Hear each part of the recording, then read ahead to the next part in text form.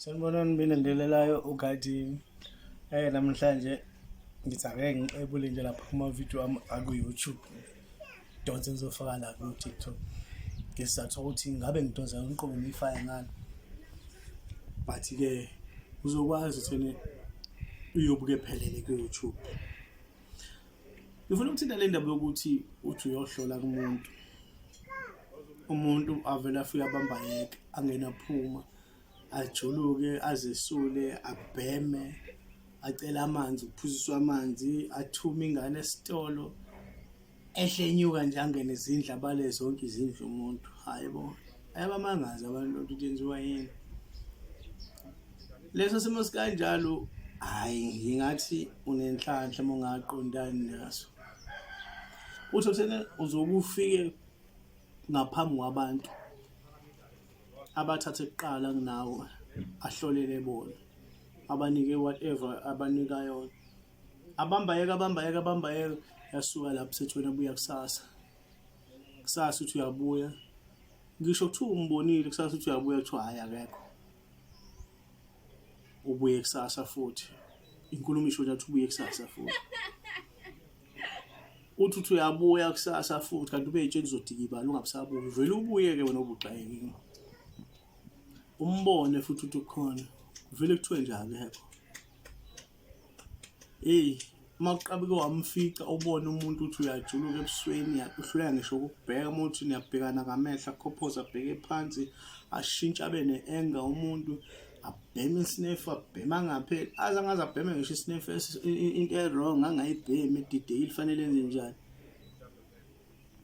Kanti omunye unqena ukukutshela nje uthi yabona unamandla angaphezu kwawami.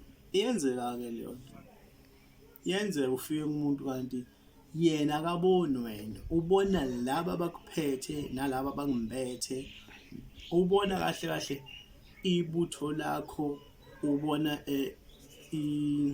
ebizwa ngani lento leyo, ubona nje lonke iviyo lakho ohamba nalo, angisho njalo. So manje uyabona ukuthi hhayi la bantu ohamba nabo, leli bandla leli, amakhosi lawa, nabobani ohamba nabo, bayamsinda. Azafise engathi manje angaxabana nawe ukuthi ungaphinde ubuye. Omunye ubonakala nje esigodlweni sakho uhlehlisa izinto. Angikhulumi-ke uma ngabe kuthiwa ufika kumuntu othwele. Phela lento zabantu abathwele, sebengiphendula manje ngendlela abathanda ngayo. Lento zabantu abathwele azisebenzi noma ngoba akubona bonke abantu aba-weak ezibasebenzayo. So uma kufika wena uthi wayizona umnikazi wazo zimnikeza inkinga, zicaca ukuthi ziyamshiya nje iy'poki zakho, umuntu zicaca ziyamshiya ngoba ngene wena, aphume senolaka umuntu angaze axoshe nelinye iqeqebana, kanti kahle kahle unqena ukuqonda wena, axoshe wena. Uyamesinda, ukhaza iy'nto zakhe.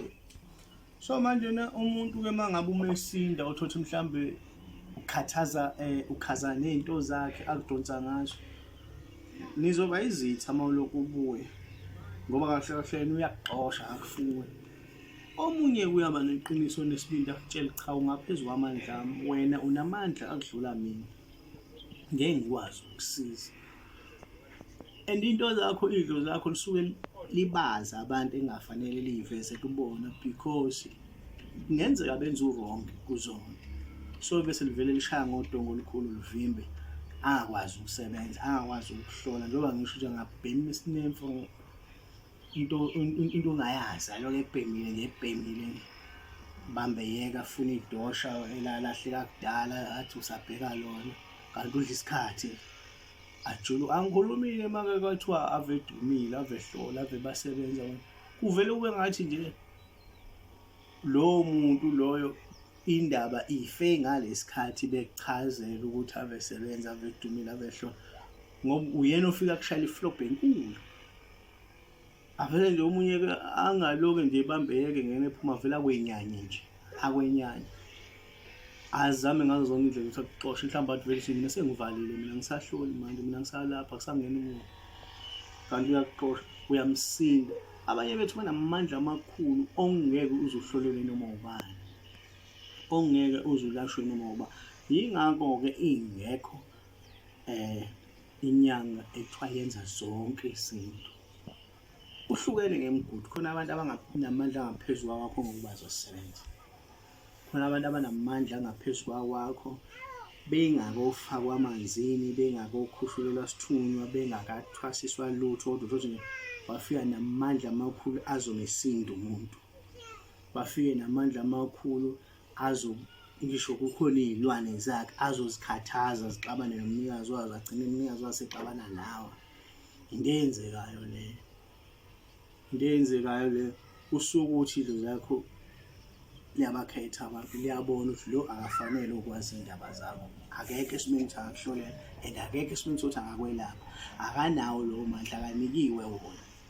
Mhlawumbe wena umuntu wamanzi, yena umuntu osebenza ngabantu bentaba, ngiyazilinganisela nje umzekelo. So lento ayihlangani, abantu bakini bayabona ukuthi la ungene khona akuhlangene nabo, so asikho isidingo sokuthi baze bachaye iy'ndaba zabo kumuntu ovele ngaze abasize, mhlawumbe ngaze agcine sevuka umona bese bavele bayavala. Omunye-ke kungabi ukuvala, kube ukuthi nje bayazikhombisa ukuthi cha, ungena emnyangweni o-wrong. Yebo, kuyasetshenzwa impela la ekhaya, kodwa ungena emnyangweni o-wrong ngoba thina awethu amandla nowethu umzila akuwona lo. So nabo-ke uma bengafuni ukuthi usebenzeke la, noma bengafuni ukuthi iy'ndaba zakho zivele la, benza lento yeni thini, bathi bagade umzila ukuthi ungaze kwenzeka amaphutha. So ungazenyezi uma ubona umuntu, namhlanje ngiyakukhulula, ungazenyezi uma ubona umuntu engafuni ukusebenza, ungazenyezi umuntu uma ubona ehluleka ukuhloleni. Nawe isimo ophiwe ngaso, amandla akho nawakhe awahlangana, awahambisani. Mhlawumbe okukuwena akukona lokhu akwazi ukulapha, mhlawumbe okukuwena kunamandla ngaphezu kokwakhe, so angeke vele ungenela. Manje abanye abantu baye bakhathazeke athi mhlawumbe nginesilwane, yazi lesilwane sami singixabanisa nomuntu ozongisiza, lesilwane sami ngithi ngiyohlola singixabanise nomuntu osozongihlola. Akusona isilwane, iyenzeka njengoba singichazile nje, ibe kanjalo, ukhululeke, ukhathini.